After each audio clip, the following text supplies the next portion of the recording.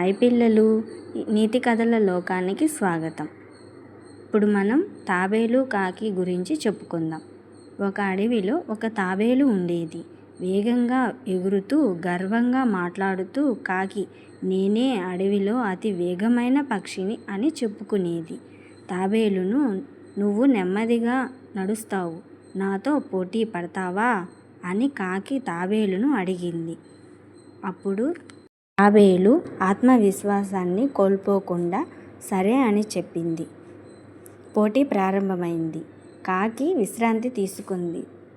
తాబేలు ఆగలేదు. పట్టుదలతో తాబేలు గెలిచింది. నెమ్మదిగా అయినా పట్టుదలతో నిరంతరం చేస్తే విజయం ఖాయం. ఆత్మవిశ్వాసం, పట్టుదల విజయాన్ని సాధిస్తాయి. చూసారా పిల్లలు, వేగం ఉన్నవాళ్లే కాదు, పట్టుదలగా ప్రయత్నించే వాళ్ళే గెలుస్తారు. ఆగకుండా ముందుకు వెళ్తే విజయం మనదే. నెమ్మదిగా అయినా ఆగకుండా చేస్తే విజయం ఖాయం. ఈ స్టోరీ మీకు నచ్చినట్లయితే లైక్ చేసి సబ్స్క్రైబ్ చేయండి ప్లీజ్. బాయ్.